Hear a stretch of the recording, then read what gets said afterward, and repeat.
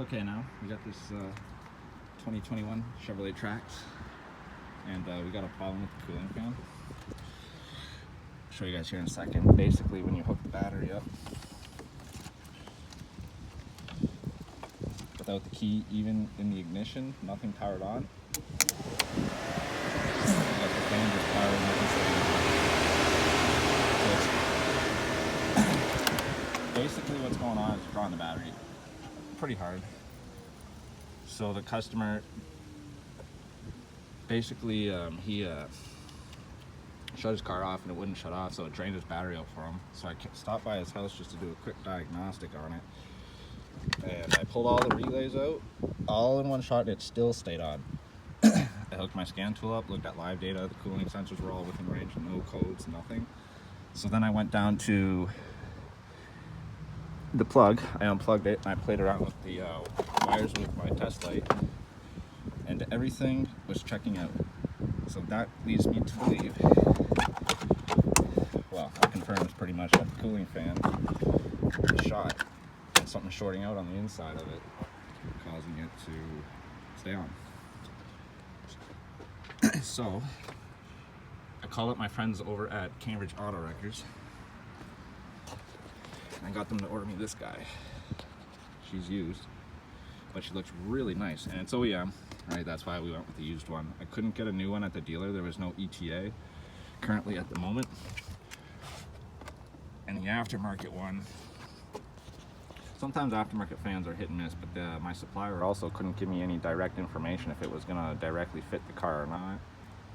So, but we got a pretty good little junkyard score here. This thing is looking beautiful, so let's try her out and see what happens.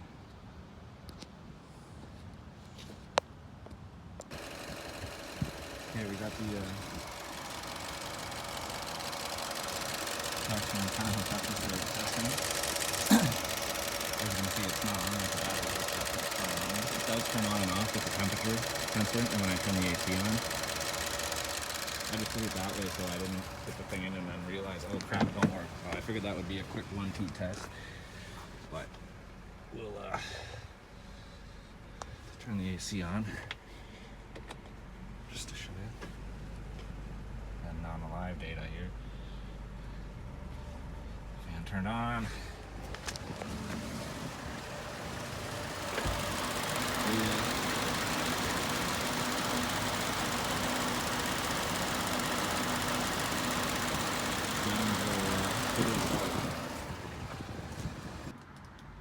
Okay, we got the cooling fan out.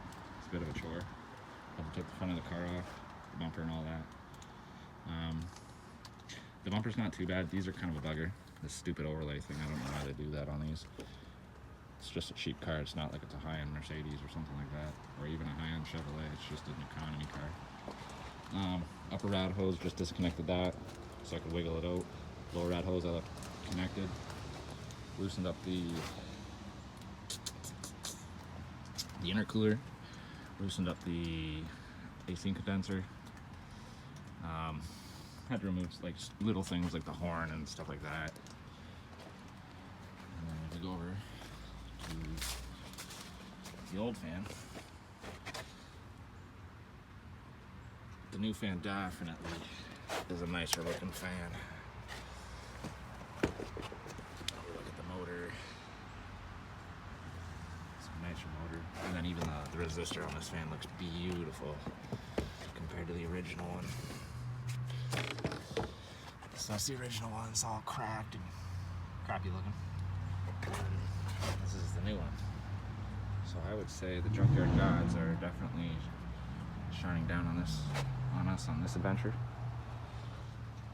So let's get her back together.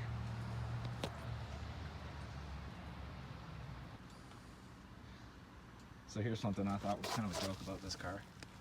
As you can see, they got this nice little harness built into the bumper cover here. Very nice job, but just for the ambient sensor. Why wouldn't they just put that on the rad support? Make it easier. It's just a basic economy car.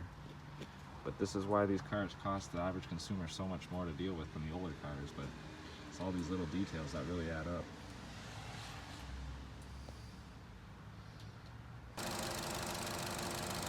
little fans installed.